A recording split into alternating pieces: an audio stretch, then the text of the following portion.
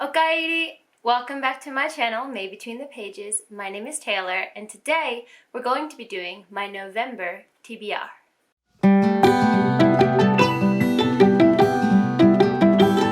In November, I've decided not to do any readathons. I just kind of went with like a mood reading TBR for myself this month, though I do have a couple books continuing on from the readathon that I did in October, which is the Black Aweenathon. So I didn't quite finish all of the books that I wanted to for that readathon, so I'll be adding a couple, or at least one of those, onto this month's TBR. Since I talked about the Black Aweenathon already, I'll go ahead and talk about the book that I'm rolling over from last month, and that is Giovanni's Room by James Baldwin. Now, I haven't read any James Baldwin in my life so far, which is like a shameful thing, I know. But I didn't end up getting to this book last month. However, I really do want to read it, so I've decided to read it in November. It actually just came in from my library, so that's really exciting. I don't know much about this book. What I do know is that it's a book about a man who's living in Paris, and it's kind of like a character study about all of the people that he meets while he is living there. I'll talk more about the Black Aweenathon in my October wrap-up, but if you're curious, I'll be sure to leave a link down below. It was started by Bree over on the Locked Booktician, and you can go ahead and check her channel out if you haven't subscribed to her already. The next book on my TBR is Clap When You Land by Elizabeth Acevedo. Now, I read The Poet X by her. Oh, I got a package!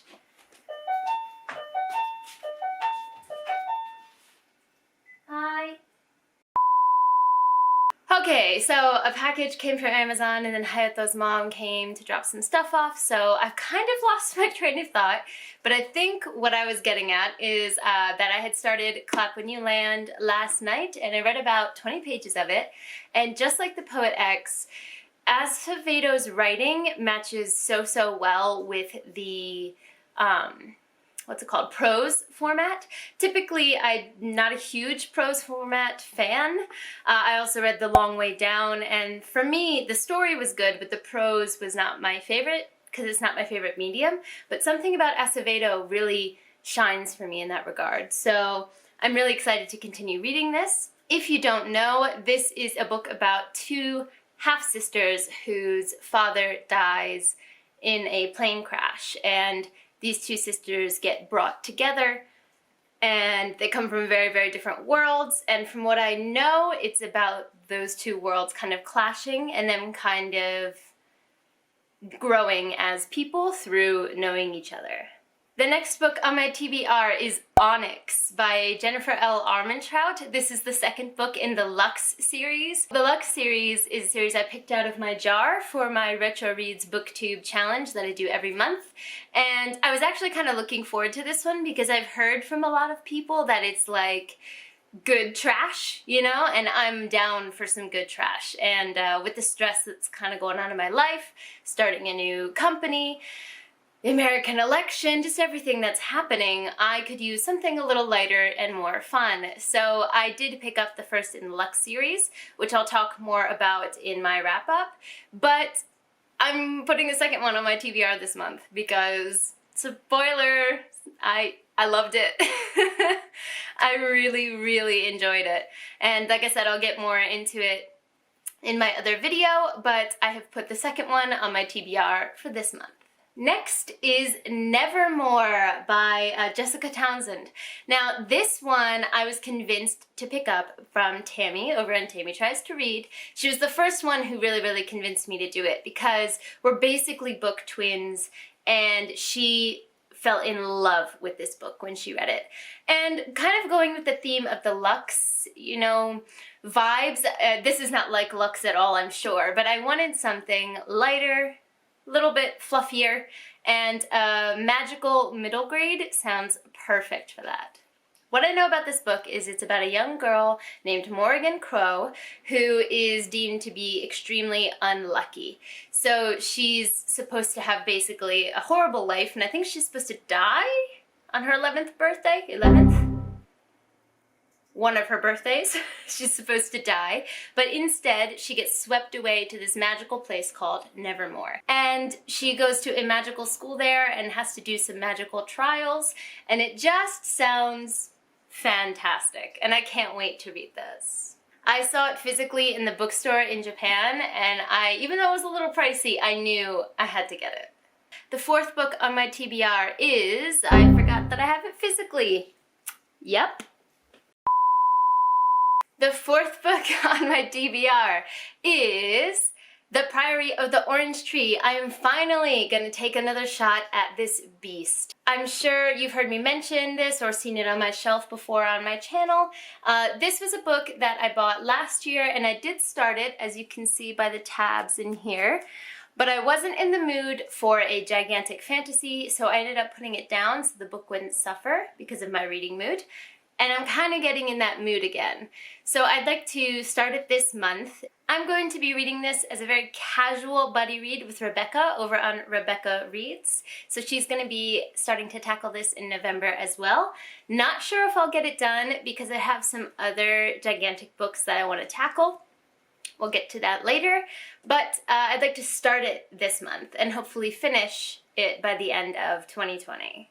What I know about this book is it's two matriarchal societies. I believe they're both matriarchal, and they both have different religious systems that go against each other, and they're based on, both of those religious systems are based on dragons. In one religion, it is an evil creature, and in another religion, it is worshipped as a god. So there's an evil force that's awakening, and both countries have their own idea of how to deal with it. And we follow, I think it's 3 main characters as they navigate this world. I've heard that it's got some beautiful sapphic romances in it, and there's dragons all over it, and I'm here for it. I'm excited. Speaking of Rebecca over on Rebecca Reads, the next book on my hopeful TBR is The Children of Time. So she was so kind and sent me this book about 2 months ago now. I've been wanting to get more into sci-fi on my channel, and this book has always just popped out to me. For reasons that I can't really explain, because the concept is actually terrifying to me, and that is giant sentient spiders. So from what I understand, there is a group of humans who come back to Earth after a long time being away, and there are giant sentient spiders waiting for them when they return. And it's a sci-fi story about that. And I'm not quite sure if I'll get to it this month since it's not a super high priority, but I really do want to pick up more sci-fi, so I wanted to put this on the list just in case. The next book on my list is the 3rd installment in Hanakimi, or Hanazakari no Kimi Tachie. I haven't exactly finished the second one in October, but I do think I'll finish it in the beginning of November, so if I could get to the 3rd installment, I would love to. I've mentioned this in pretty much every TBR in the last couple months, so I'll just briefly go over it. Hanakimi is the epitome of a shoujo manga, so it's got a soft romance, a very slow build friendship turned to romance, and it's about a girl who disguises herself as a guy in order to go to an all-boys school in order to support one of her, her heroes, which is this guy here, and he is a high jump champion.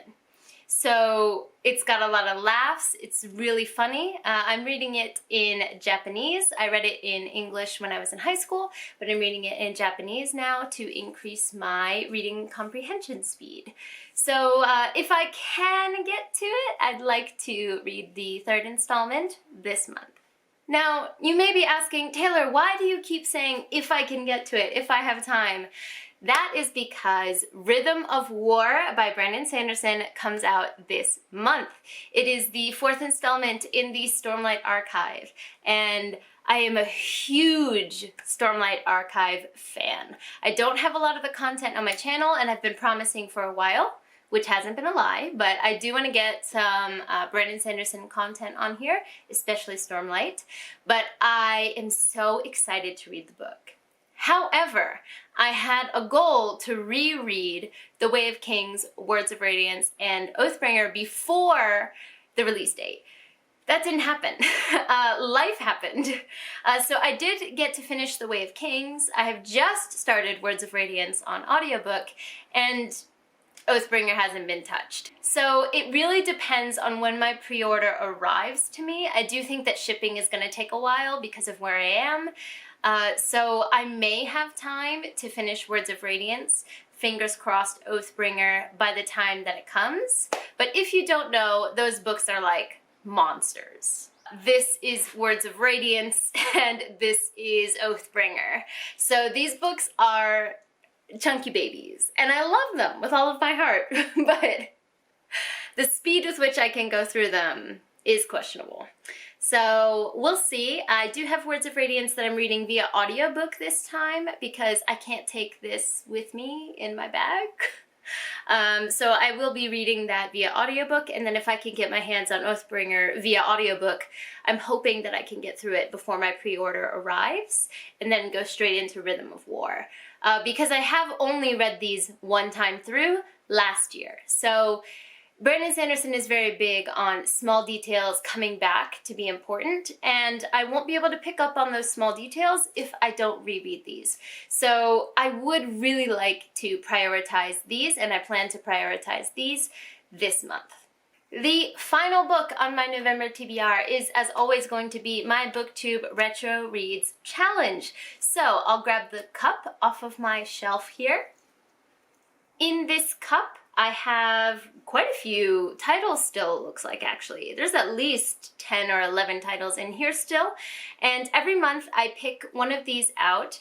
These are all titles that were popular over 5 years ago on BookTube before I joined and started like watching the content. So these are titles that I probably wouldn't pick up otherwise, so I wanted to give myself a chance every month to read the old favorites from BookTube and see what I thought of them. It's been a mixed bag so far. Some have been so-so, some I really haven't liked, and some, like the Lux series, I loved. So we'll see what this month's pick is.